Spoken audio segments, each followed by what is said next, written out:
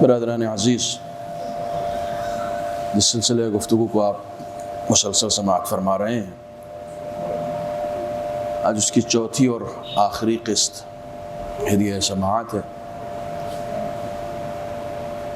خدائی معاشرہ کے حوالے سے اب تک جن معروضات کو آپ نے سنا،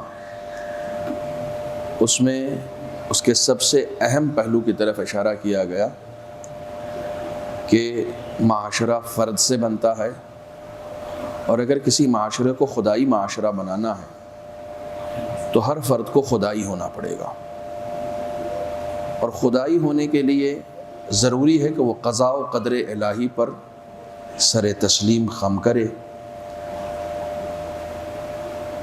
زندگی جینے کا ایک اصول ہمارا اپنا ہوتا ہے، اور زندگی جینے کا ایک اصول خداوند عالم نے قرآن مجید کے ذریعے سے، انبیاء کے ذریعے سے، ائمہ کے ذریعے سے ہمارے لیے معین کیا ہے۔ یعنی ایک اصول خدا کا ہے، خدا یہ چاہتا ہے کہ تم میرے بنائے ہوئے اصولوں کے مطابق زندگی گزارو تاکہ تمہارا معاشرہ ہمارا معاشرہ ہو سکے، خدائی معاشرہ ہو سکے۔ جس حدیث کو میں نے مطلع سخن کے طور پر، سرنامہ سخن کے طور پر پیش کیا ہے، اس میں کچھ موٹی موٹی باتوں کا ذکر ہے کہ اگر کوئی یہ چاہتا ہے کہ اس کا معاشرہ خدائی معاشرہ ہو تو وہ لوگوں کے ساتھ اچھے سلوک کرنے کا خود کو عادی بنا لے، کیونکہ جتنا انسان آپس میں ایک دوسرے کے لیے ہمدرد ہوتا جائے گا اتنا اس کا معاشرہ خدائی معاشرہ ہوتا جائے گا۔ خداوند عالم کو ایک حدیث آپ کی خدمت میں عرض کرتا چلوں، امام جعفر صادق علیہ السلام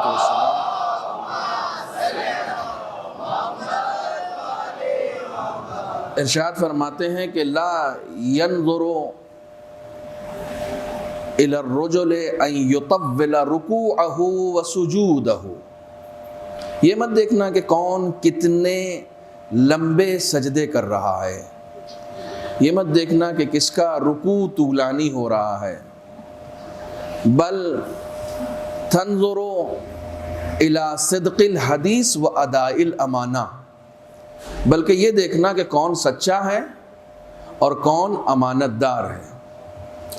یعنی وہ انسان خدا کی عبادت کر ہی نہیں سکتا جسے آداب معاشرت نہ آتے ہوں، یا یوں کہہ لیا جائے اس انسان کو خدا کی بندگی کا کوئی اجر مل ہی نہیں سکتا جس انسان کو آپسی زندگی کا ہنر نہ آتا ہو۔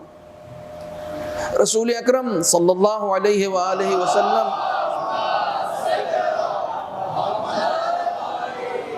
کا ارشاد گرامی ہے، آپ فرماتے ہیں خیرکم خیر لأہلہ، تم میں سب سے اچھا وہ ہے جو اپنے گھر میں اچھا ہو۔ بازار میں اور معاشرے میں اچھا ہونا بہت آسان ہے، گھر میں اچھا ہونا بہت مشکل ہے۔ اگر کوئی انسان اپنے گھر میں اچھا ہے، اپنے بچوں کے ساتھ اچھا ہے، اپنے والدین کے ساتھ اچھا ہے، اپنی زوجہ کے ساتھ اچھا ہے، اپنے رشتہ داروں کے ساتھ اچھا ہے، تو حقیقی معنوں میں وہ اچھا ہے۔ لیکن جو ان کے ساتھ ہی اچھا نہ ہو، وہ باہر چاہے جتنا اچھا مشہور ہو جائے، وہ اچھا نہیں ہے۔ اس کا مطلب آداب معاشرت کا آغاز اپنے گھر سے ہوتا ہے۔ خدائی زندگی، خدائی معاشرے کا آغاز سب سے پہلے اپنی ذات سے ہوتا ہے، اور اس کے بعد اپنے گھر سے ہوتا ہے۔ جتنا انسان ایک دوسرے کے ساتھ خوش اخلاق ہوگا اتنا زیادہ خدا کو پسند ہوگا، اتنا زیادہ مورد پسند خدا قرار پائے گا۔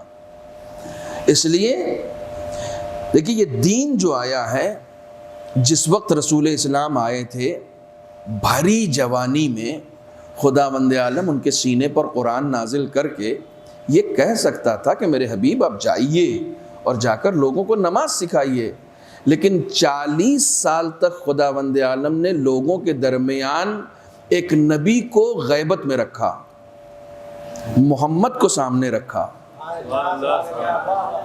نبی غیبت میں تھا، چونکہ نبی تو وہ اس وقت بھی تھا جب اس نے اعلان نہیں کیا تھا، خود اس کی حدیث ہے کنت نبیا والآدم بین الماء والطین، میں اس وقت بھی نبی تھا جب آدم آب و گل کے درمیان تھے.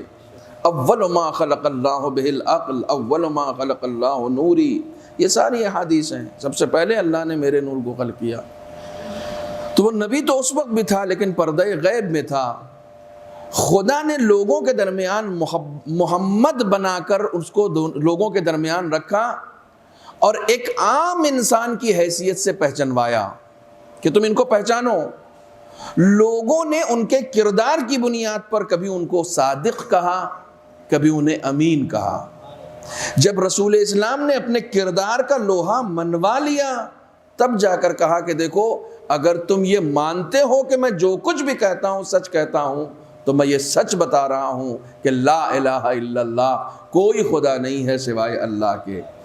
40 سال تک کلمہ پڑھنے والے، قصیدہ پڑھنے والے انکار نہ کر سکے کہ اب ہم انکار کیسے کریں گے، اس کی زبان سے کبھی ہم نے جھوٹ سنا ہی نہیں ہے. یعنی لوگوں کے درمیان جب کوئی عزیز ہو جاتا ہے تو وہ اگر خدا کا پیغام بھی سنائے تو لوگ اسے تسلیم کر لیتے ہیں.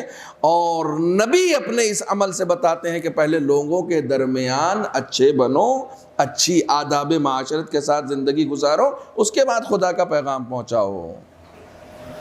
اثر اسی وقت ہوگا کہ جب پہلے تم اپنے کردار کے ذریعے سے اپنی بات کو پہنچاؤ. حدیث کی لفظیں ہیں، آپ صلوات پڑھیں، میں آپ کو حدیث سناتا ہوں.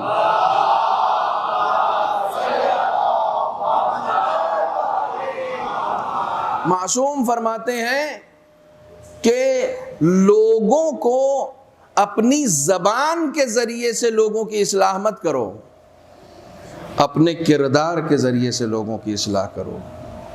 کیونکہ زبان سے کی گئی اصلاح صرف کانوں تک رہ جاتی ہے، کردار کے ذریعے سے کی گئی اصلاح روح کی گہرائیوں میں اترتی ہے.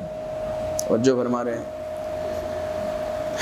الحمدللہ آپ 4 دن سے آج چوتھا دن ہے مسلسل میرے بیانات کو سن رہے ہیں اور تھکے بھی نہیں ہیں.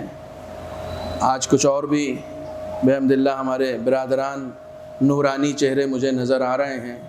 یہ آپ کو معلوم ہے یہ کس چیز کا معجزہ ہے؟ یہ عشق کا معجزہ ہے، یہ محبت کا معجزہ ہے. محبت اپنا کام کر دیتی ہے. یہ عشق حسین ہے جو اس فرش پر کھینچ کر لے کر آیا ہے. یہ عشق آل نبی ہے جو یہاں کھینچ کر لے کر آیا ہے. انسان اگر صرف اس عشق کی حفاظت کر لے تو فلاح پا جائے گا. انسان اگر صرف اپنی اس محبت کی حفاظت کر لے، میں بہت بڑا جملہ کہہ رہا ہوں، آپ بہت خاموشی سے سن رہے ہیں، پوری ایک مجلس اس میں چھپی ہوئی. اس محبت کی اگر حفاظت کر لے، حفاظت کرنا ہے محبت کی. محبت کبھی جتائی نہیں جاتی ہے، محبت خود بخود ظاہر ہو جاتی ہے. آپ کو معلوم ہے جناب شعیب نبی اتنا گریا کرتے تھے، اتنا گریا کرتے تھے، اتنا گریا کرتے تھے کہ آنکھوں کی بینائی چلی جاتی تھی. جبرائیل آتے تھے، پھر سے آنکھوں کی بینائی واپس دیتے تھے. شعیب کیوں اتنا گریا کرتے ہو؟ خدا کے عشق میں. عشق. پھر گریا شروع ہو گیا، اتنا گریا کیا، اتنا گریا کیا کہ پھر بینائی چلی گئی. پھر جبرائیل آئے، تسلی دی، پھر آنکھیں واپس آئیں. شعیب اتنا گریا کیوں؟ خدا نے پوچھا ہے کہ کیا جہنم سے ڈرتے ہو؟ کہا نہیں. خدا نے پوچھا ہے کیا جنت چاہیے؟ کہا نہیں، مجھے معلوم ہے کہ جنت میری میراث ہے، مجھے معلوم ہے کہ مجھے جنت ملے گی، مجھے معلوم ہے کہ جنت دوزخ میں نہیں جاؤں گا. کہا پھر روتے کیوں؟ کہا عشق میں روتا ہوں. آپ کو معلوم ہے عشق میں رونے کا اثر کیا ہوا؟ رتبے میں جناب موسیٰ جناب شعیب سے بڑے ہیں. کیوں؟ اولو العزم بھی ہیں، صاحب کتاب بھی ہیں. جناب شعیب نہ اولو العزم پیغمبر ہیں، نہ صاحب کتاب ہیں، لیکن ایک نبی ہے جو عشق میں گریا کرتا ہے. خدا نے اس عشق کی جزا معلوم ہے کیا دی؟ کہ جناب موسیٰ کو جناب شعیب کا خادم بنا کے بھیج دیا. یہ عشق ہے. چرواہے بن کر آ گئے تھے، داماد بھی بن گئے، بعد میں جناب شعیب کی بیٹی سے شادی بھی ہو گئی. یہ عشق ہے. عشق اپنا کام کرتا ہے. اس عشق کی حفاظت کیجئے. ہو نہیں سکتا کہ کسی کے دل میں عشق حسین ہو اور وہ ہدایت سے دور رہ جائے. ہو نہیں سکتا ہے کہ کسی کے دل میں عشق حسین ہو اور وہ کامیابی سے دور ہو جائے. ان الحسین مصباح الہدی و سفینۃ النجات. سنی ہوئی ہے نا حدیث آپ کی؟ یہ حدیث آپ نے سن رکھی ہے. ان الحسین مصباح الہدی و سفینۃ النجات. حسین چراغ ہدایت ہیں، حسین نجات کی کشتی ہیں. آنے والا معصوم سے پوچھتا ہے کہ مولا یہ بتائیے، یہ جو رسول اسلام نے امام حسین کے لیے کہا کہ حسین نجات کی کشتی ہیں، حسین چراغ ہدایت ہیں، تو کیا آپ نہیں ہیں؟ چھٹے امام کے بعد کا دور ہے، 9ویں یا 10ویں امام ہے. کہا کیا آپ نہیں چراغ ہدایت ہیں؟ کیا آپ کشتی نجات نہیں ہیں؟ سوال بہت اہم ہے. امام نے فرمایا کیوں نہیں؟ نحن سفن النجات، ہم سب کے سب نجات کی کشتیاں ہیں. وَنَحْنُ مَصَابِيحُ الْهُدَى، ہم سب کے سب چراغائے ہدایت ہیں. اللہ اکبر. مگر اس کے بعد امام کا خوبصورت جملہ سنو. وَلَكِنْ سَفِينَةُ الْحُسَيْنِ أَوْسَعُ وَأَسْرَعُ، لیکن حسین کی کشتی بہت بڑی ہے. حسین کی کشتی بہت بڑی ہے، ہر عشق کرنے والا اس میں سوار ہو سکتا ہے. صلوات بر محمد و آل محمد.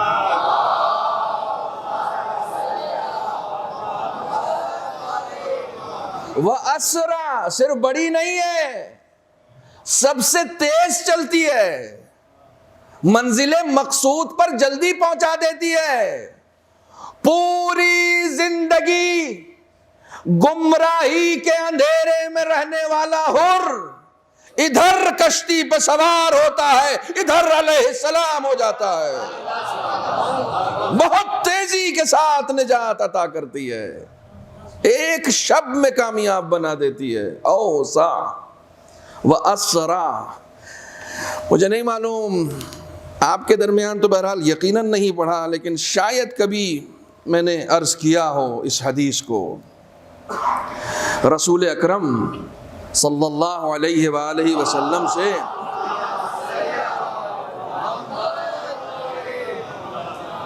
جب کسی نے پوچھا کہ یا رسول اللہ یہ بتائیے کہ قرآن مجید میں جو یہ آیت ہے، بار بار آپ جہاں بھی جائیں قرآن مجید میں آپ دیکھیں گے خلق السماوات والارض، اللہ آسمانوں کا اور زمین کا خالق ہے. جہاں جہاں بھی خلقت کی بات ہوئی ہے وہاں آسمان کے لیے پلورل کا لفظ استعمال کیا گیا ہے، صیغہ استعمال کیا گیا ہے، اور زمین کے لیے سنگولر واحد. آسمان کے لیے جمع سماوات، ایک آسمان نہیں، آسمانوں، لیکن زمین کے لیے ایک ہی ہے، زمین. تو آنے والا پوچھتا ہے کیوں؟ تو رسول خدا نے فرمایا کہ دیکھو یہ عالم جس میں ہم اور تم رہ رہے ہیں، یہ زمین جس میں ہم اور تم رہ رہے ہیں، دیکھو یہ بھی ایک سائنسدانوں کے لیے ایک چیلنج ہے. سائنسدانوں کو اگر کوئی چیلنج کر بھی سکتا ہے نا تو وہ صرف قال اللہ یا قال رسول اللہ ہی کر سکتا ہے، اور کوئی نہیں کر سکتا. یہ ایک چیلنج ہے. اب آپ تحقیق کرتے رہیے. حضور فرماتے ہیں کہ یہ جو زمین جس میں تم رہ رہے ہو، یہ زمین، پوچھنے والا پوچھتا ہے کہ یا رسول اللہ یہ بتائیے کہ یہ زمین جس میں ہم رہ رہے ہیں یہ کہاں ہے، کہاں پر رکھی ہوئی ہے؟ تو تو رسول جواب دیتے ہیں کہ یہ زمین، آپ نے انگوٹھی اتاری اپنی اور فرمایا کہ یہ زمین آسمان اول کی گود میں رکھی ہوئی ہے۔ کہاں رکھی ہوئی ہے؟ آسمان اول کی گود میں رکھی ہوئی ہے۔ تو پوچھنے والا پوچھتا ہے کتنا اسپیس لیا ہوا ہے؟ جیسے میں ممبر پہ بیٹھا ہوں نا، تو ممبر پہ میں نے ایک اسپیس رکھا ہے، ایک اسٹیئرز کا ابھی خالی ہے، ٹھیک ہے، 2 پر میں بیٹھا ہوا ہوں۔ تو اس نے پوچھا کہ کتنی جگہ لے رکھی ہے؟ جیسے آپ مسجد میں بیٹھے ہوئے ہیں تو مسجد تو بہت بڑی ہے نا، لیکن آپ نے تو ایک تھوڑی سی جگہ لے رکھی ہے۔ اس نے پوچھا اس زمین نے آسمان اول میں کتنی جگہ لے رکھی ہے؟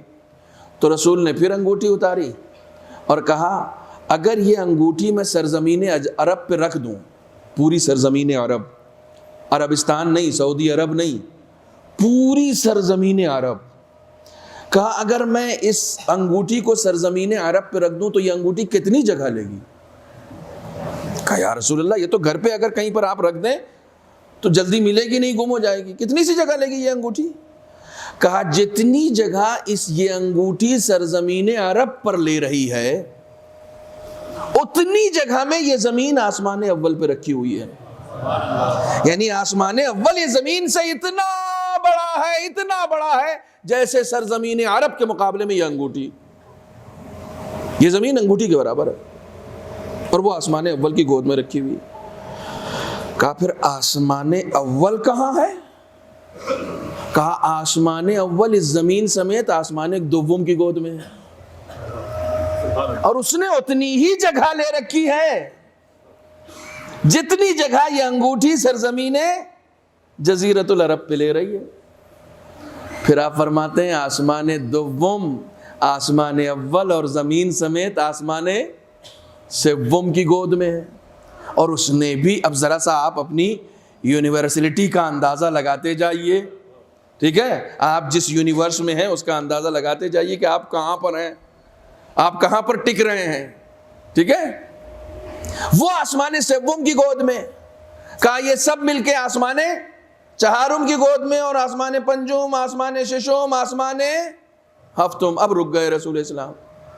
کہا 6 آسمان زمین سمیت 7ویں آسمان کی گود میں ہیں، بہت غور کرنا۔ کہا یا رسول اللہ پھر یہ 7 آسمان کہاں ہیں؟ کہا عرش الہی پر ہیں۔ اس کا مطلب آسمان الگ ہے، سما جسے کہا جاتا ہے نا، سما جسے کہا جاتا ہے، سماوات وہ الگ ہے، عرش الہی الگ ہے۔ رسول نے کہا یہ 7 آسمان زمین سمیت عرش الہی پر رکھے ہوئے ہیں۔ بتا بھی وہی سکتا ہے جس نے زوم ان کر کے دیکھ رکھا ہو،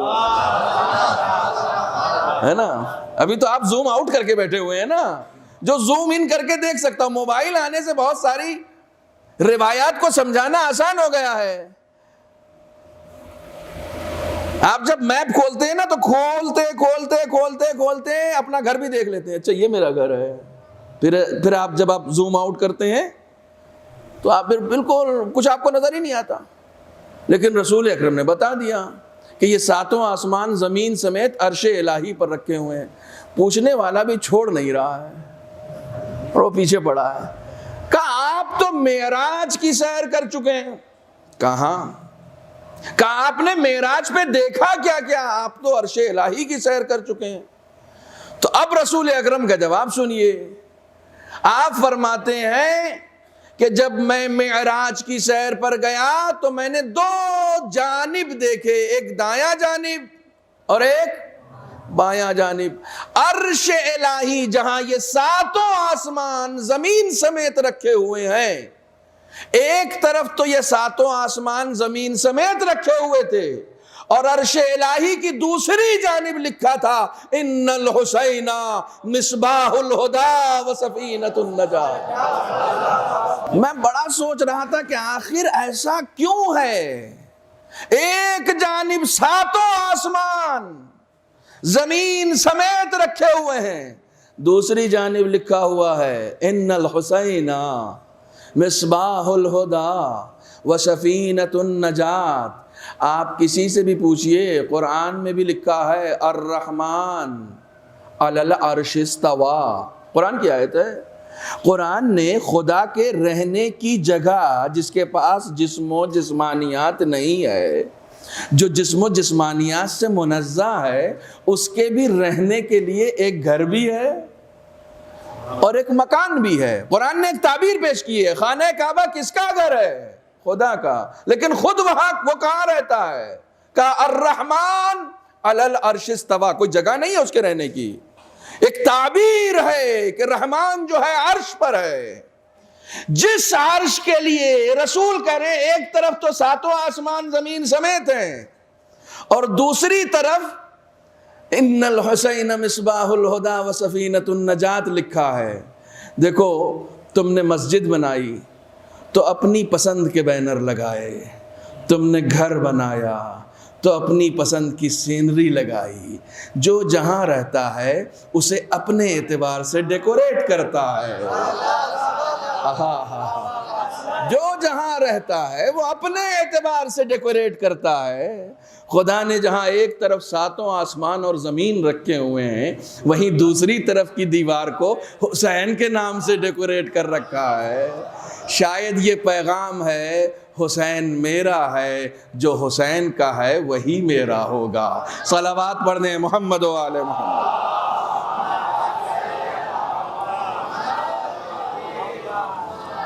ایک اور اس سے بہتر صلوات پڑھیں محمد و آل محمد۔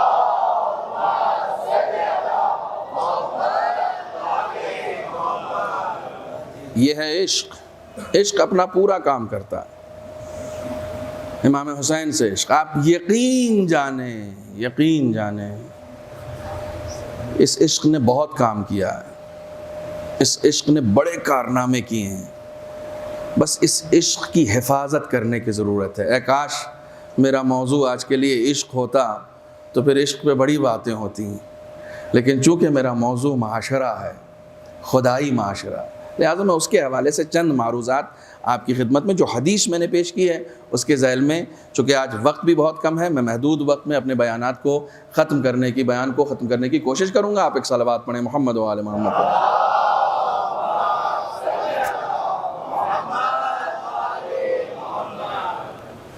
کتمان سر مومن کی علامتوں میں سے مدارات الناس اور صبر، تین چیزیں ہیں۔ میں نے اب تک جو گفتگو کی ہے وہ تھوڑی سی گفتگو کتمان سر کے اوپر ہوئی ہے، تھوڑی سی ہی گفتگو مدارات الناس کے اوپر ہوئی ہے، اور باقی گفتگو جو ہے الصبر فی البأساء والضراء کے اوپر ہوئی ہے، جس میں کل تک کی گفتگو یہاں تک تھی کہ جو کچھ بھی بلائیں آپ کے اوپر نازل ہو رہی ہیں، جو کچھ بھی مصیبتیں انسان کے اوپر نازل ہو رہی ہیں، انسان ان تمام مصیبتوں کا خوشروئی کے ساتھ استقبال کرے، خوش دلی کے ساتھ استقبال کرے کہ یہ خداوند عالم کی جانب سے ہیں، اور خدا کے ساتھ ایک معاملہ کرے، کیونکہ انسان کسی بھی بلا کا پس منظر نہیں جانتا ہے۔ بہت توجہ رکھیے گا، قرآن مجید نے اسی پس منظر کو سمجھانے کے لیے، میں نے صرف ایک دن اشارہ کیا تھا اور بات اس دن رہ گئی تھی، 2-4 مجلسوں کا، خمسوں کا، عشروں کا فائدہ یہ ہوتا ہے کہ جو بات رہ جاتی ہے وہ پھر بعد میں مکمل ہو جاتی ہے۔ جناب موسیٰ اور خضر کے بارے میں بیان دیا ہے قرآن مجید نے۔ دیکھیں یہاں پر بھی جناب موسیٰ افضل ہیں مرتبے کے اعتبار سے، منصب کے اعتبار سے، لیکن جناب خضر کے حوالے کر دیے گئے ہیں تربیت کے لیے کہ نہیں کچھ دن تم خضر کے پاس رہو۔ توجہ فرما رہے ہیں؟ کبھی قرآن نے یہ ساری نظیر اس لیے پیش کی ہے کہ کبھی خود کے بڑے ہونے کے زوم میں مت رہنا، کبھی کبھی چھوٹے کے پاس بھی جا کر علم حاصل کر لیا کرو۔ علم حاصل کرنے کے لیے بڑا اور چھوٹا نہیں ہوتا ہے، ٹھیک ہے، جو بھی ہے۔ بلکہ میں یہاں تک کہتا ہوں، ایک جملہ آ گیا اس وقت ذہن میں تو سن لیجئے، میں یہاں تک کہتا ہوں علم اگر کافر کے پاس بھی ملے تو لے لو۔ جانتے ہو کیوں؟ کیونکہ وہ تمہاری میراث ہے، وہ تمہاری میراث ہے، جہاں ملے، صرف مومن کے پاس نہیں جانا، جہاں ملے وہاں لے لو۔ مولا کائنات فرماتے ہیں کہ علم تمہاری میراث ہے۔ میری یہ انگوٹھی یہ تو بہت معمولی سی ہے، عقیق کی ہے، اگر ہیرے کی ہوتی تو قیمتی ہوتی نا۔ اگر یہ نالی میں گر جائے تو میں چھوڑ دوں گا؟ میری ہیرے کی انگوٹھی اگر نالی میں گر جائے تو میں چھوڑ دوں گا یا لے لوں گا؟ اتنی قیمتی ہے کہ میں نالی میں ہاتھ ڈال کے نکال لوں گا۔ مولانا غلاظت رکھ جائے گی، بعد میں پانی سے دھو لوں گا، غلاظت تھوڑی لینا ہے۔ میں نے مجھے گندگی تھوڑی لینی ہے، گندگی وہیں رہنے دو، جو تمہارا مال ہے وہ نکال لو، یہ تمہارا ہے، غلاظت وہیں رہنے دو، غلاظت لے کے مت آنا۔ اور غلاظت اگر لگ بھی گئی نا تو فوراً ہاتھ دھو لو، جب دھو گے تو انگوٹھی بھی صاف ہو جائے گی، ہاتھ بھی صاف ہو جائے گا، تمہارا مال تمہیں واپس میں مل جائے گا۔ علم جہاں ہو لے لو۔ یہ سارے پیغامات چھوٹے چھوٹے لیتے چلیے۔ دے دیا گیا جناب موسیٰ کے حوالے، جناب موسیٰ کو خضر کے حوالے کر دیا گیا۔ ایگریمنٹ ہوا ان کے درمیان کہ تم کچھ بھی نہیں بولو گے، جو کچھ ہو رہا ہے وہ دیکھتے رہو گے۔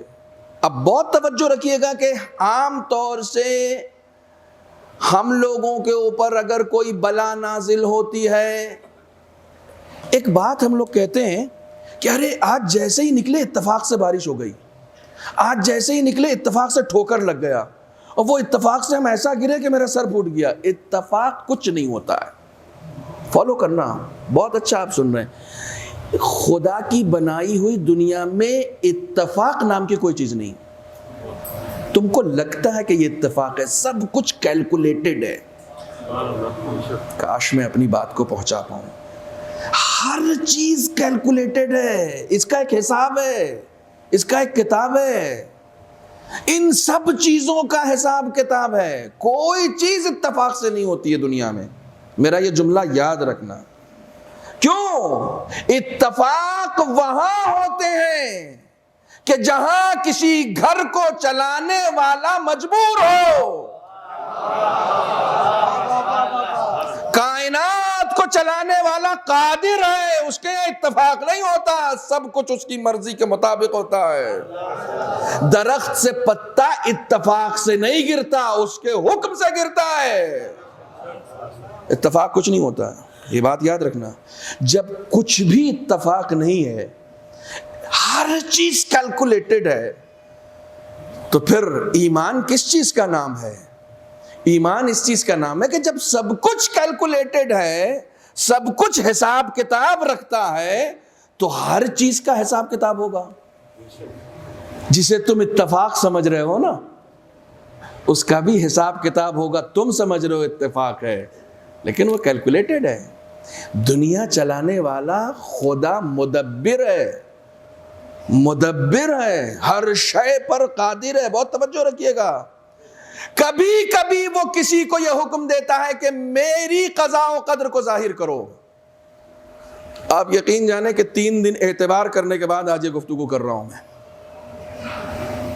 کسی کو یہ اختیار دیتا ہے، سب قضاء و قدر الہی کے تحت ہو رہا ہے، کوئی بھی چیز اتفاق سے نہیں ہو رہی ہے۔ کبھی کبھی کسی کو وہ اجازت دے دیتا ہے کہ تم قضاء و قدر الہی کو ظاہر کرو۔ اب جناب موسیٰ اور جناب خضر میں ایگریمنٹ ہو گیا کہ چلیے صاحب آپ میرے ساتھ چلیے گا، جو کچھ میں کروں گا آپ اسے تسلیم کیجئے گا۔ ایمان اسی کا نام ہے۔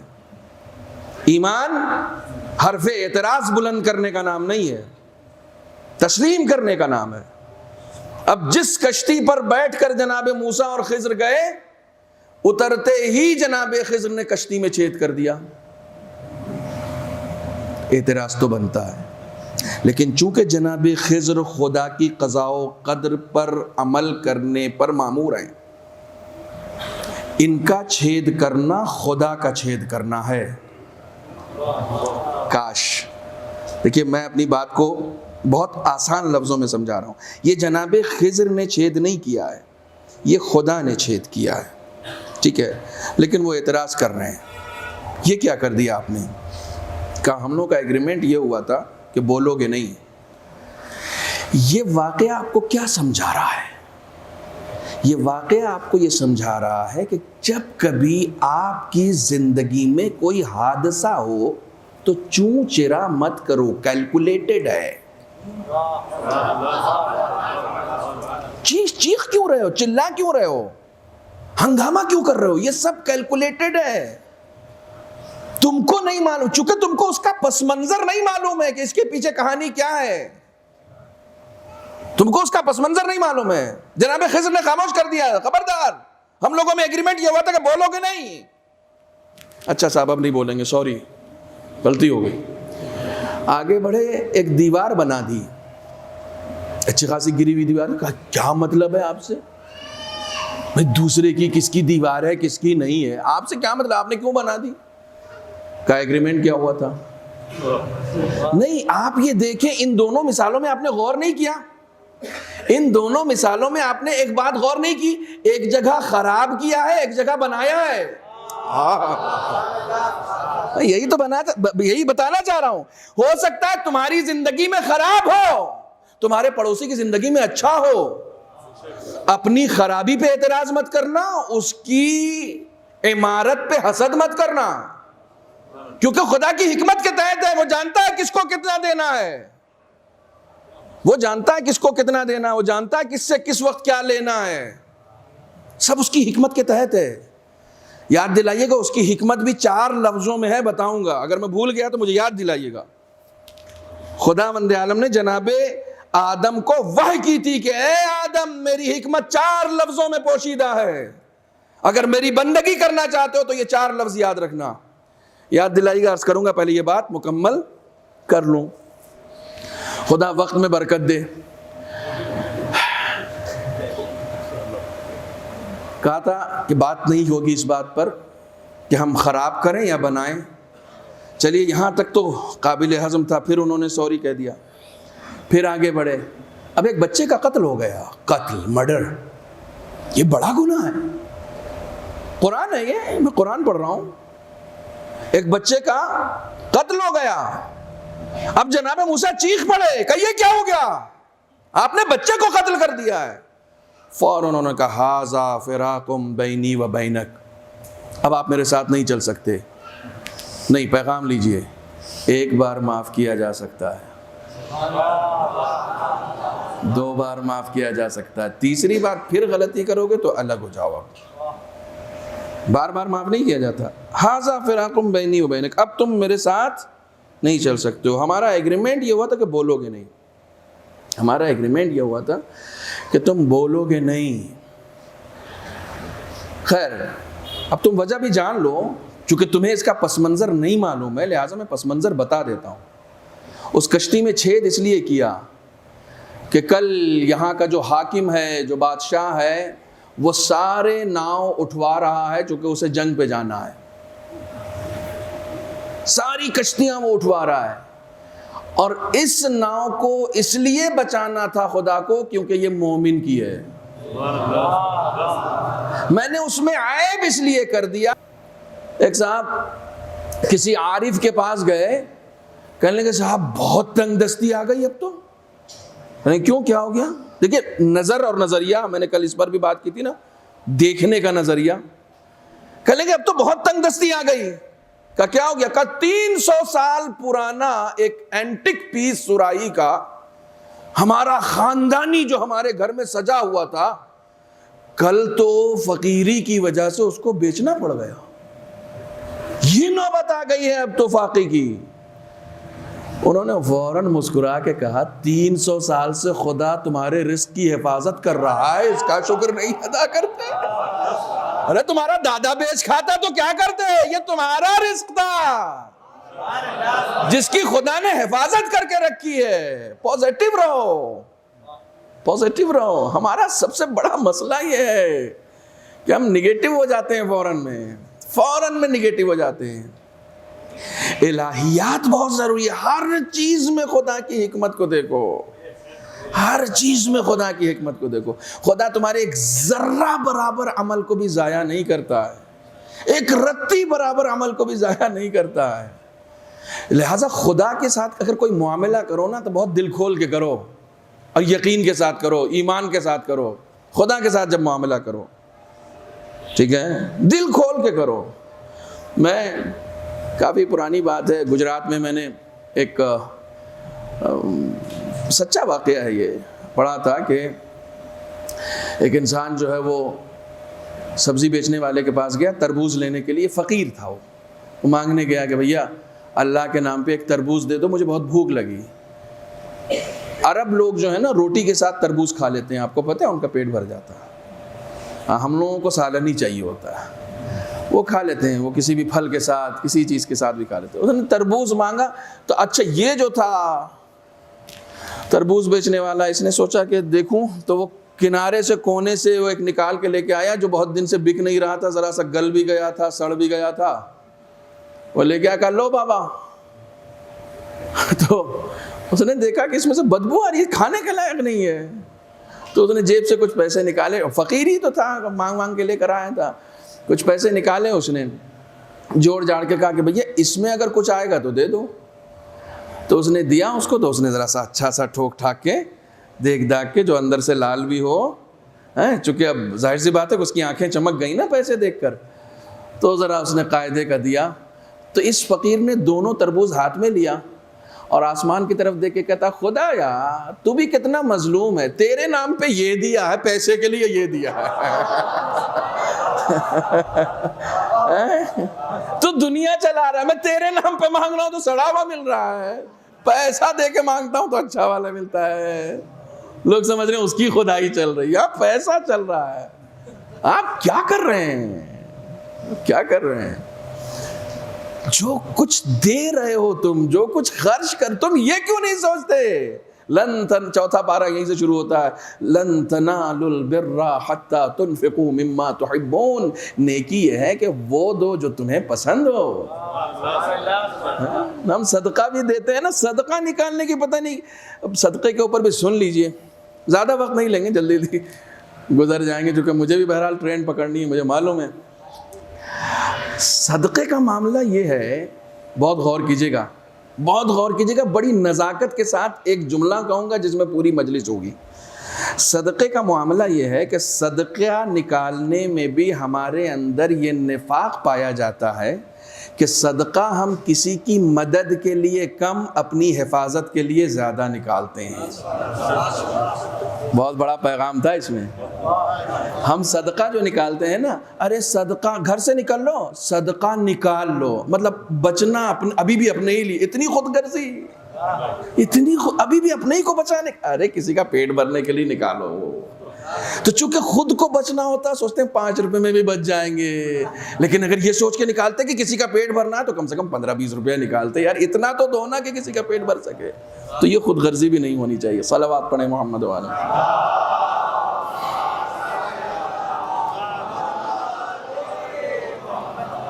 ٹھیک ہے، یہاں تک آپ آ گئے۔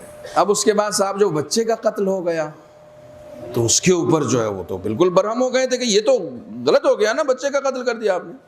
کہا تم کو نہیں، اچھا وہ بچہ اپنی موت بھی تو مر سکتا تھا۔ جسے آپ اپنی موت کہتے ہیں نا، وہ خدا کی موت ہوتی ہے نا۔ یہ جناب خضر خدا کا کام کرنے نکلے ہیں تو یہ بھی خدائی موت ہے۔ اتنی سی بات تھی جو جناب خضر سمجھانا چاہ رہے تھے کہ میں قضاء و قدر الہی پر عمل کر رہا ہوں۔ کہا چونکہ یہ بچہ بڑا ہو کر اپنے ماں باپ کو بہکا دیتا، اس لیے خدا کا یہ حکم تھا کہ اسے ابھی یہیں سے اس کا کام تمام کر دو۔ بہت سارے ماں باپ ایسے ہوتے ہیں جو بچوں کی عاقبت خراب کرتے ہیں، اور بہت سارے بچے ایسے ہوتے ہیں جو ماں باپ کی گمراہی کا سبب بن جاتے ہیں۔ تو وہ اس وقت اس حکمت پر عمل کر رہے تھے کہ نہیں، اس کو ابھی سے اس کا کام تمام کر دو۔ ایسا ہوتا ہے، یہ قرآن ہے۔ اور نہج البلاغہ اب آپ پڑھیے، مولا کائنات فرماتے ہیں، ماں بہت غور کرنا، خدا کی قسم اگر یہ نہج البلاغہ میں نہیں ہوتا تو پڑھنے کی ہمت کسی کے اندر نہیں تھی۔ مولا کائنات فرماتے ہیں، ما زال الزبیر منا اہل البیت حتی نشأ ابن المشؤوم عبداللہ۔ زبیر ہم اہل بیت میں سے تھا۔ ٹھیک ہے، میں بہت ڈیٹیل میں نہیں جاؤں گا، بہت جلدی گزر جاؤں گا، سمجھنا آپ کا کام ہے۔ زبیر ہم اہل بیت میں سے تھا جب تک کہ اس کا بیٹا عبداللہ نہیں پیدا ہوا تھا۔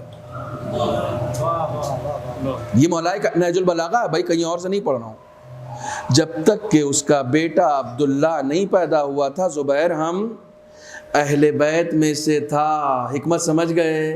اگر اس زمانے میں بھی کوئی خضر ہوتا اور عبداللہ کا کام تمام کر دیتا تو زبیر تو کم سے کم اس کو جنت مل جاتی نا، اس کی عاقبت بخیر ہو جاتی۔ مولا کائنات کر رہے ہیں یہ ہم اہل بیت میں سے تھا، رسول کا اور مولا کائنات کا پھوپھیزاد بھائی تو تھا نا، کزن بردر بھی ہے، ہم اہل بیت میں سے تھا، لیکن جنگ جمل میں آ گیا، مقابلہ کرنے آ گیا۔ بچپن میں جبکہ ایک بار رسول اسلام نے ایک بار الٹیمیٹم دیا تھا، حضرت علی کے ساتھ بیٹھا ہوا بڑے پیار سے، بچپن کیا تھا، نوجوانی تھی، حضرت علی کے ساتھ بیٹھا ہوا بڑے پیار سے حضرت علی کو دیکھ رہا تھا، تو رسول خدا نے کہا بڑی محبت سے دیکھ رہے ہو، کیا بات ہے؟ کہا علی کو بہت چاہتا ہوں، کہا لیکن میری آنکھیں دیکھ رہی ہیں کہ تم ظلم کے ساتھ علی کے مقابلے میں آ جاؤ گے، تم علی سے جنگ کرنے آ جاؤ گے۔ حیران ہو گیا، میں علی کے مقابلے میں آؤں گا، میں علی سے اتنا پیار کرتا ہوں، اور یہ وہ دعوے سے کوئی علی کا نہیں ہوتا، کردار سے ہوتا، دعوے سے نہیں ہوتا، کردار سے ہوتا۔ میں آؤں گا، کہا اچھا ایمان اتنا کمزور ہے کہ رسول کہہ رہے ہیں پھر بھی میں کر رہا ہوں۔ ارے اگر ایمان ہوتا تو مان ہی جاتا نا کہ جب رسول کہہ رہے ہیں تو یہ غلط تھوڑی کہیں گے، فوراً اگر ایماندار ہوتا تو فوراً کہتے یا رسول اللہ راستہ بتائیے، میں کیسے توبہ کر سکتا ہوں، میری عاقبت بخیر کیسے ہو سکتی ہے، راستہ بتائیے۔ لیکن ایمان بہت کمزور ہے، اور آپ کو لگ رہا ہے کہ میں یہ کہاں سے پڑھ رہا ہوں؟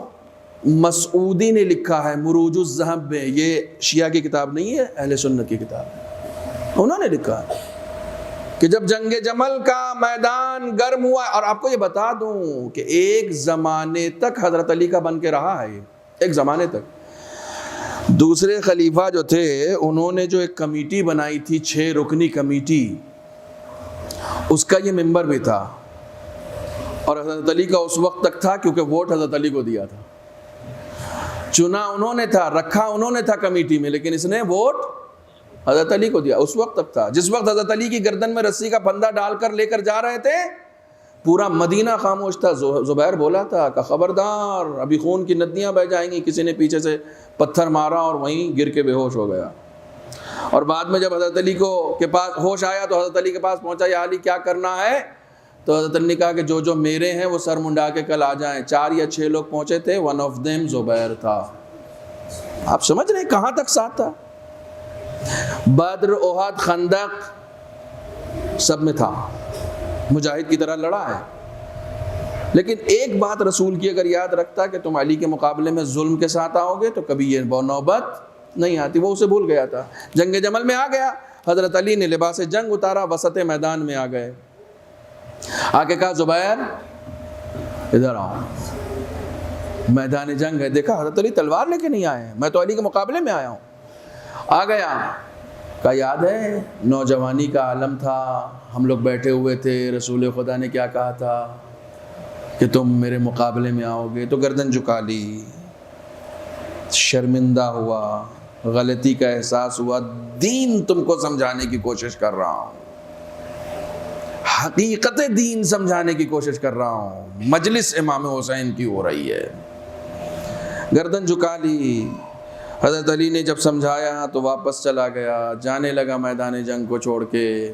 جب میدان جنگ کو چھوڑ کے جانے لگا تو بیٹا عبداللہ جو تھا اس کے سر پہ چیخ رہا تھا کہ لوگوں کو جمع کر کے لے کر آتے ہو، پھر میدان چھوڑ کر بھاگ کر چلے جاتے ہو، تمہیں شرم؟ بیٹا باپ سے کہہ رہا تمہیں شرم نہیں آتی، کہاں جا رہے ہو؟ لیکن وہ چلا گیا۔ رسول کی حدیث پہلے سے موجود ہے، القاتل والمقتول کلاہما فی النار، قاتل و مقتول دونوں جہنمی ہیں۔ ایک شخص بعد میں آیا، تلوار ہاتھ میں خون، تلوار میں خون لگا ہوا، حضرت علی کے پاس، الجائزہ الجائزہ یا علی انعام، کیوں زبیر کو قتل کر دیا؟ کہا تم بھی جہنمی، قاتل بھی جہنمی اور مقتول بھی جہنمی۔ دستے ادب جوڑیے، مولا کائنات کے پاس چلیے، یا علی وہ لڑا تو نہیں، شرمندہ تو ہو گیا نا، میدان چھوڑ کے چلا گیا نا، پھر جہنمی کیسے؟ علی بتائیں گے جب حق اور باطل دونوں واضح ہو جائے تو تم کو وہاں کھڑے ہو کر ڈیسائیڈ کرنا پڑتا ہے ادھر رہنا ہے یا میدان چھوڑ کے جایا نہیں جاتا. نہیں، جملہ ابھی بھی نہیں پہنچا. اسلام زبیریت نہیں چاہتا، حریت چاہتا ہے. جب تم کو پتا چل گیا کہ کس طرف حق ہے کس طرف باطل ہے تو حر بھی میدان چھوڑ کر جا سکتا تھا، جاتا تو جہنمی ہوتا. لیکن حر نے فیصلہ کیا کہ جب میرے اوپر واضح ہو چکا ہے کہ ایک طرف حق ہے اور ایک طرف باطل ہے تو صرف باطل کو چھوڑنا کمال نہیں ہے، حق کے دامن کو تھامنا بھی کمال ہے. ادھر آؤ، ادھر آؤ، ادھر علی ہیں، ادھر حسین ہیں، ادھر حق ہے.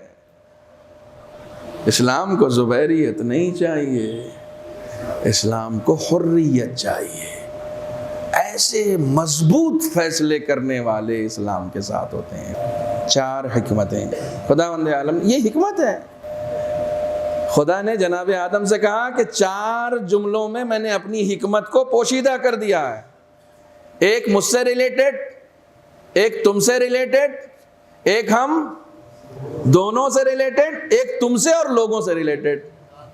یہیں سے خدائی معاشرہ بنے گا. جو مجھ سے ریلیٹڈ ہے وہ یہ ہے کہ اللہ تعبدوا الا ایاہ، میرے علاوہ کسی کی بھی پرستش مت کرنا. خبردار خبردار، یہ مجھ سے ریلیٹڈ ہے، یہ مجھ سے ریلیٹڈ ہے. کسی کی بھی پرستش نہیں کرنا. یہ بڑا سخت ہے. میرے علاوہ کسی کی بھی عبادت نہیں ہونی چاہیے. بعض لوگوں سے جب قبر میں پوچھا جائے گا من ربک تو کہیں گے وہ کرود والا، کرود نام ہے نا اس کا، کرون، وہ کرون والا، وہ 2000 اسکوائر فٹ کا پلاٹ وہ میرا رب ہے، چونکہ ساری جان میری اسی میں اٹکی ہوئی تھی. وہی وہ میرے لیے تو وہی تھا بھائی، سب کچھ تو وہی تھا. تو وہ یہی کہیں گے. وہ اسٹیشن کے پاس والا گھر اسی میں اٹکی ہوئی جان. آپ کو کیا لگتا ہے کہ قبر میں فرشتے سوال کریں گے اور جو سوال کریں گے اس کا پورا پیپر تو آؤٹ ہو چکا ہے، تو جواب دینا آسان ہے کیا؟ وہاں جواب زبان کے ذریعے سے اور ذہن کے ذریعے سے نہیں دیا جائے گا، کردار کے ذریعے سے دیا جائے گا. تو یاد کر کے جانے سے کوئی فائدہ نہیں ہے. جس نے واقعاً اس زندگی میں اپنے رب کو رب سمجھا ہوگا وہی کہے گا اللہ میرا رب ہے. جس کا اس دنیا میں رب بزنس ہو، جس کا اس دنیا میں رب جو ہے وہ جھوٹ اور فریب ہو، جس کا اس دنیا میں رب جو ہے وہ ٹوپی بازی ہو. ایک صاحب مجھ سے ابھی ریسنٹلی، مطلب پچھلے ہفتے ایک صاحب مجھ سے دلی میں کہنے لگے مولانا کیا کریں، میرا کاروبار ہی ایسا ہے کہ جھوٹ بولنا پڑتا ہے.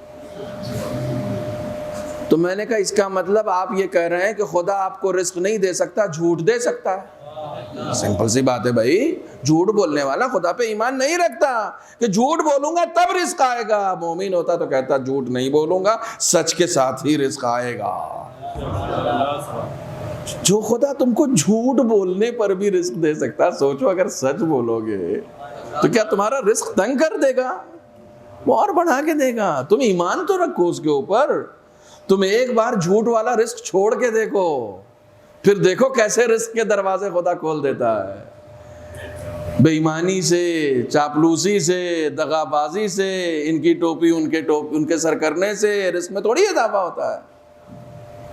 میرے استاد کہتے ہیں کہ میں مشہد گیا زیارت کے لیے، اور جیسے ہی زیارت کر کے باہر آیا ٹیکسی پہ بیٹھا، تو ٹیکسی پہ بیٹھا ہی تھا کہ ایک آدمی جو ٹیکسی چلا رہا تھا وہ بیچارہ اتنا مومن تھا، اتنا مومن تھا، ہمارے لکھنؤ والے کہتے اتنا مومن تھا کہ وہ ایک ہاتھ سے اسٹیئرنگ دوسرے ہاتھ سے تسبیح. اچھا، وہ ٹیکسی ویسی والی تھی کہ جس میں جیسے ہمارے یہاں ٹیمپو چلتے ہیں، ریزرو والی نہیں، جیسے اولا اوبر والی نہیں، جیسے ہمارے ٹیمپو چلتے ہیں نا کہ سواری پہ سواری بٹھاتے رہو جتنی بیٹھ جائے. ہاں تو وہاں 3 پیچھے اور 1 آگے، 4 ہی بیٹھتی، یہاں کی طرح نہیں بیٹھتی. کہہ لیں گے اس نے سواری بٹھا لی مشہد سے، وہاں روضے کے باہر سے، امام رضا علیہ السلام کے روضے کے باہر سے سواری بٹھا لی. ظاہر سے وہاں زیادہ تر مسافر ہوتے ہیں. اب مشکل سے 2 کلومیٹر گیا ہوگا، اس نے اتارا، وہاں تک کا کرایہ مجھے معلوم تھا کہ 10 روپے، فار ایگزامپل یہاں کے روپے میں بتاؤں 10 روپے، اس نے 50 روپیہ چارج کیا. اچھا چارج تو کر لیا 50 روپیہ، اس کے بعد آگے جانے لگا. کہنے لگے اس کی مت ماری گئی تھی کہ تسبیح پڑھتے پڑھتے، چونکہ میں پیچھے مولوی بیٹھا ہوا تھا نا امامے میں، تو کہہ رہا مول صاحب کوئی تعویذ بتائیے رزق میں برکت نہیں ہوتی. کہنے لگے ایک مولوی صاحب نے ایک تسبیح بتائی تھی وہی پڑھ رہا ہوں، لیکن پتہ نہیں اتنی دن رات محنت کرتا ہوں رزق میں برکت نہیں ہے. تو انہوں نے کہا کہ بندہ خدا جہاں کا کرایہ 10 روپیہ وہاں کا 50 روپیہ لوگے تو برکت کہاں سے ہوگی؟ تم سوچ رہے ہو بے ایمانی میں برکت ہوتی، ایمانداری میں برکت ہوتی ہے. بھائی تسبیح بھی رکھو، ایمانداری شروع کرو. خدا عالم عمل چاہتا ہے. ہم لوگ تسبیح گھما کے سمجھتے ہیں سب کچھ ٹھیک ہو جائے گا. تسبیح گھمانے سے تھوڑی ٹھیک ہوگا، عمل چاہیے. بہرحال میری عبادت کرو، اس کے علاوہ کسی چیز سے دل مت لگاؤ جو مجھ سے متعلق. دوسری چیز تم سے متعلق ہے، یہ بہت اہم ہے. خدایا مجھ سے متعلق کیا ہے؟ کہ تم سے متعلق یہ ہے کہ تم کو تمہارے کام کی جزا اس وقت دوں گا جب سب سے زیادہ تم کو اس کی ضرورت ہوگی. کاش یہ جملہ میرا پہنچ جاتا، بہت عظیم جملہ تھا.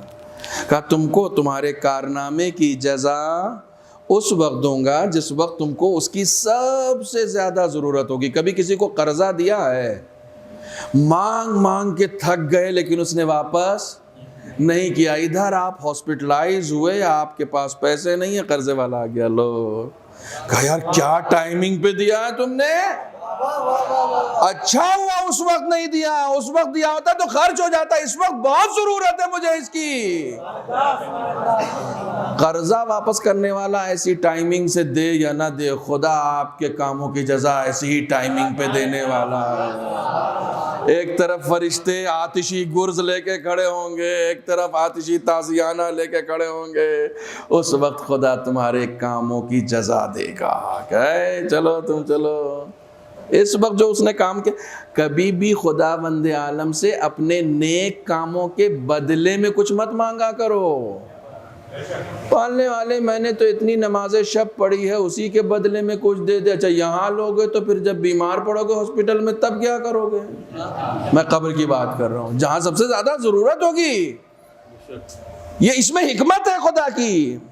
اگر دنیا میں اپنے کاموں کی جزا مانگو گے تو تم شیطان ہو. شیطان نے مانگی، وہ شیطان کو دے دیا خدا نے.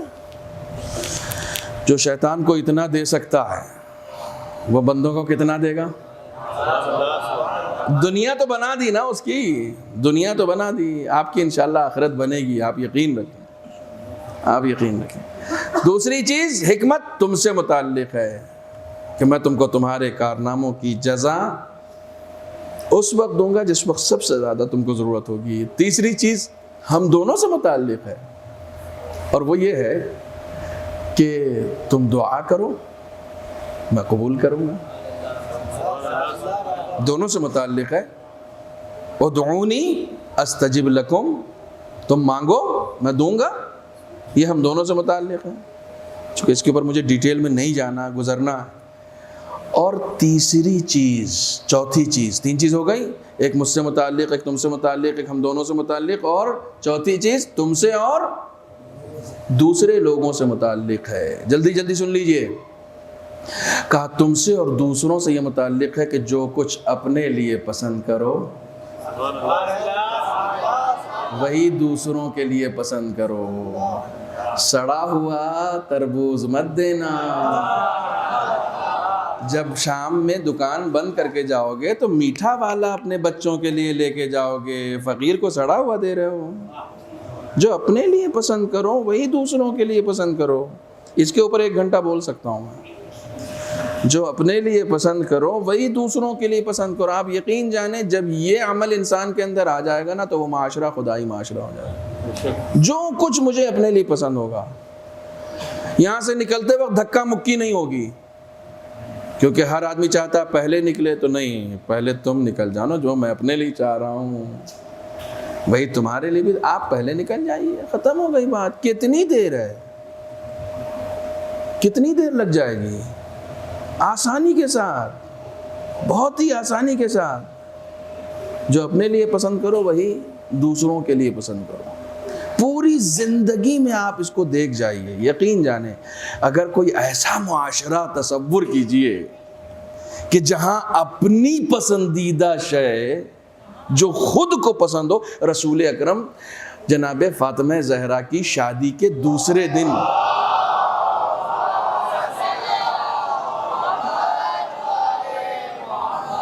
جب آپ کے پاس گئے ہیں، آپ کے گھر گئے ہیں، تو کیا دیکھا؟ ایک بوسیدہ پرانے لباس میں آپ کی بیٹی بیٹھی ہوئی ہیں۔ شادی کا جوڑا بڑے ارمان کے ساتھ خریدا تھا، ابھی صبح ہوئی ہے، رات رخصت ہو کے آئی ہیں، رسول کو امید تھی کہ میری بیٹی سجی دجی بیٹھی ہوگی، گئے دیکھا بوسیدہ پرانا لباس۔ بیٹا یہ کیا ہے؟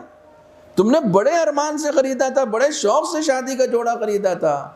کہا بابا صبح صبح ایک فقیر آیا، میں نے علی کے گھر میں تلاش کیا، علی کے گھر میں کوئی ایسی چیز نہیں تھی جو میں اسے دے سکوں، پھر میری نظر لباس پہ پڑ گئی، مجھے یہ بہت پسند تھا، میں نے یہی لباس دے دیا۔ جو اپنے لیے پسند کرو وہی دوسروں کے لیے پسند کرو۔ نہیں، امام حسین کے گنبد کے نیچے دعا کیوں قبول ہوتی ہے؟ تم جاؤ گے اس زری کو پکڑ کے دعا کرو گے، تمہاری دعا فوراً قبول ہو جائے گی۔ جانتے ہو کیوں؟ خدا کہتا اپنا علی اکبر دے دیا، اپنا علی اصغر دے دیا، کچھ بھی نہیں رکھا اپنے لیے حسین نے۔ آپ امام حسین کے اصحاب کے بارے میں پڑھیں، بریر حمدانی، نافع بن ہلال، حر، حبیب، مسلم ابن اوسجہ، دو ساتھی امام حسین کے بیٹھے ہوئے ہیں، دونوں بہت ہی قریبی دوست ہیں۔ ایک دوسرے سے کہتا ہے کل جب قربانی کا وقت آئے نا تو تم میرے سامنے قتل ہونا۔ تو یہ بڑا حیران ہوا، کہنے لگا کیوں تم نہیں قتل ہوگے کیا؟ تم کو بھی تو قربانی دینی، مولا نے نام سنایا تھا، تمہارا بھی نام تھا۔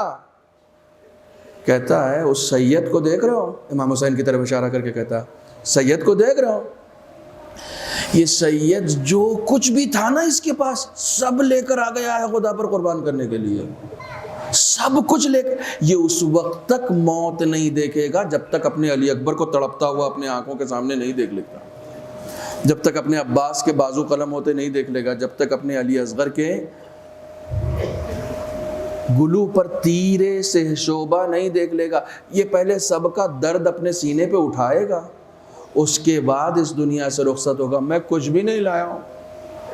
وہ امام حسین کا ساتھی کہتا ہے میں کچھ بھی نہیں لایا ہوں، تم ہی ایک میرے دوست ہو، میں چاہتا ہوں میں پہلے اپنے دوست کا داغ سینے پہ اٹھاؤں اور اس کے بعد پھر اپنی جان دوں، کچھ تو اذیت مجھے مرنے سے پہلے ہو نا۔ اللہ اکبر، کیسا عشق ہے، کیسا عشق ہے، انسان تصور نہیں کر سکتا ہے، انسان تصور نہیں کر سکتا۔ آپ کربلا سن رہے ہیں نا، امام حسین نے اپنے چہیتے دے دیے خدا کی راہ میں جو سب سے زیادہ عزیز تھے۔ نہیں صرف چہیتے قربان نہیں کیے، اللہ اکبر، اپنی چہیتی بہن کا پردہ دے دیا، اپنی لاڈلی بیٹی کہ جس کا نام ہی سکینہ رکھا تھا، جس میں سکون تھا، اپنا سکون دے دیا حسین نے۔ کوئی مقابلہ کر سکتا ہے؟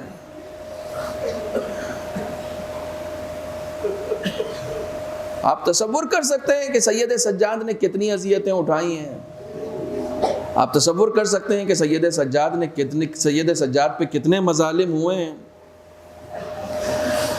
اللہ اکبر، اللہ اکبر۔ ایک روایت سن لیجیے، آج آخری مجلس ہے۔ جس وقت شام میں یہ قافلہ گیا ہے، جب بھی سید سجاد سے پوچھا گیا نا، جب بھی پوچھا گیا آقا سب سے زیادہ اذیت کہاں ہوئی، ہمیشہ سید سجاد نے شام کہا ہے، شام شام شام، 3 بار کہا ہے۔ مقصد تھا کہ دربار شام، بازار شام، زندان شام۔ کیسی اذیت ہے۔ السلام علی الحسین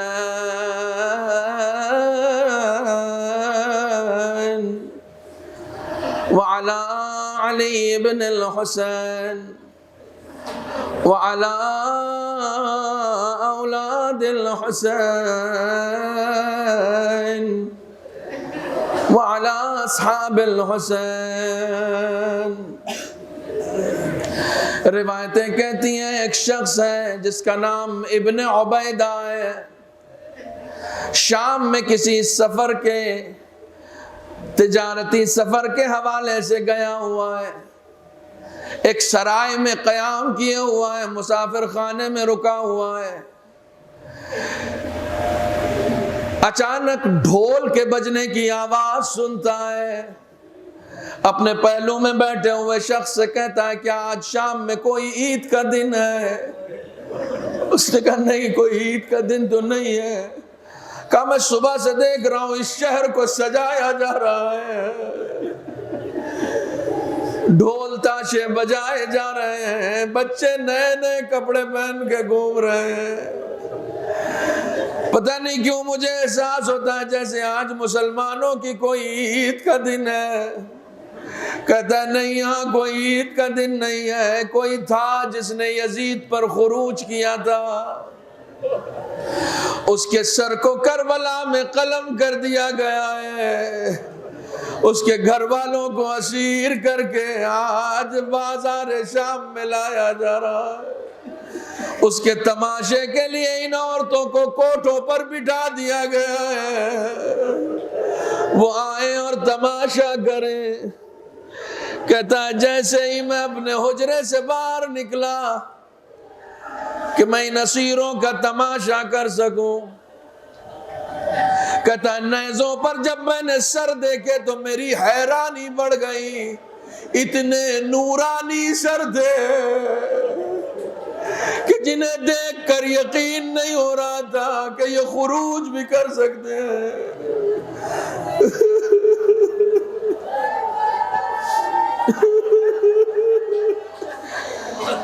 کہتا میں پریشان ہوا کہ کس سے پوچھوں کہ آخر یہ کون لوگ ہیں. کہا میں نے بڑی نظریں دوڑائی، مجھے کوئی نظر نہیں آیا. ہاں ایک طرف کچھ بے حجاب خواتین نظر آئی، ایک ہی رسیوں میں جنہیں جکڑ دیا گیا تھا.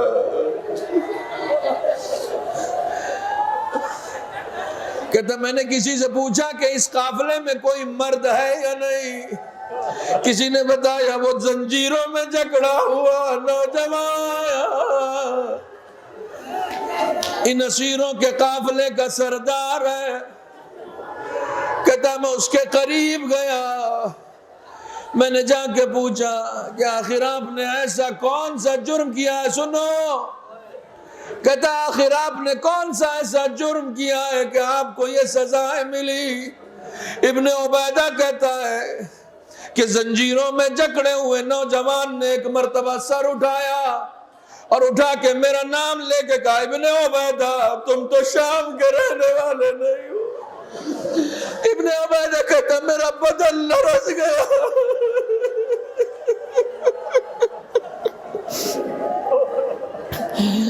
کہتا میرا بدن لرز گیا، میں کانپ گیا کہ یہ کون ہے جو مجھے میرے نام سے جانتا ہے.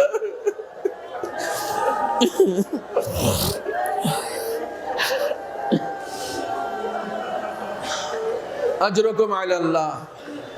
کہتا میں کانپ گیا کہ یہ کون ہے جو مجھے میرے نام سے جانتا ہے. دست ادب جوڑے. میں نے کہا آخر آپ میرا نام کیسے جانتے ہیں؟ تو کہتا تم تو مدینے سے آئے ہو. کہا ہاں میں مدینے سے آیا ہوں، لیکن آپ کا مدینے سے کیا تعلق؟ کہتا کیا مدینے کے حسین کو نہیں جانتے؟ کہتا لیکن آپ کا حسین سے کیا تعلق؟ امام کہتے ابن عبیدہ وہ سر حسین کا جو نوک نیزہ پر بلند ہے، میں اسی حسین کا بیٹا علی ابن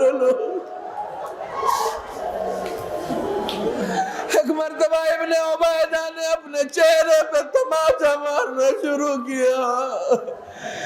کہتا آقا میرے لائق کوئی حکمت بتائیے.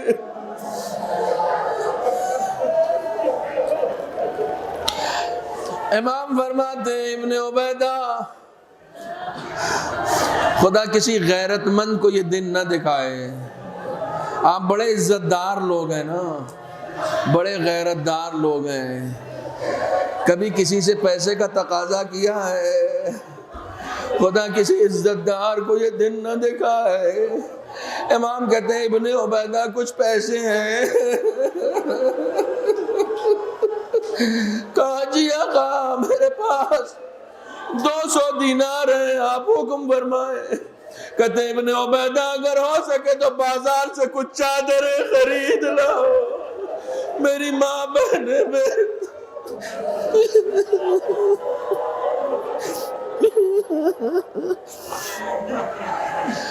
فوری طور پر بازار جاتا ہے, چادریں خرید کے لاتا ہے. جیسے ہی چادریں تقسیم کی گئی فوراً ایک ملعون نیزہ لے کر آتا ہے. ابھی چادر بٹی تھی کہ فوراً چھین لی گئی. پھر دست ادب جوڑ کر جاتا ہے, آقا کوئی اور حکم ہو تو بتائیے. اجرکم علی اللہ, اجرکم علی اللہ. بس میں نے مجلس ختم کی, پرسہ دے لو. کہا ابن عبیدہ ایک چھوٹا سا کام اور کر دو, اگر کچھ پیسے بچے ہوئے ہیں تو یہ لوگ جو میرے بابا اور بھائیوں کا سر اٹھائے ہوئے ہیں انہیں کچھ پیسے دے کر کہو ذرا آگے چلے جائیں, تاکہ یہ تماشا کرنے والے کٹے ہوئے سروں کا تماشا کریں, کھلے ہوئے سروں کا تماشا.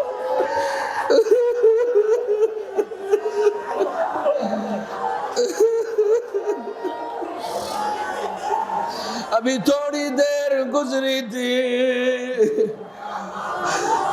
کہ یہ اٹھائے ہوئے سر آگے بڑھے. ابن عبیدہ کہتا میں نے دیکھا ایک شامی نے پتھر اٹھایا, پتھر اٹھا کر حسین کے سر کا نشان. ابن عبیدہ مجھ سے صبر نہ ہو, کہتا میں نے تلوار نکالی تاکہ اس کا کام تمام کروں. امام کہتے ابن عبیدہ تلوار نہ چلا, تم نے ایک پتھر دیکھا, تم سے صبر نہ ہوا, ہم راستے پر پتھر کھاتے آ رہے.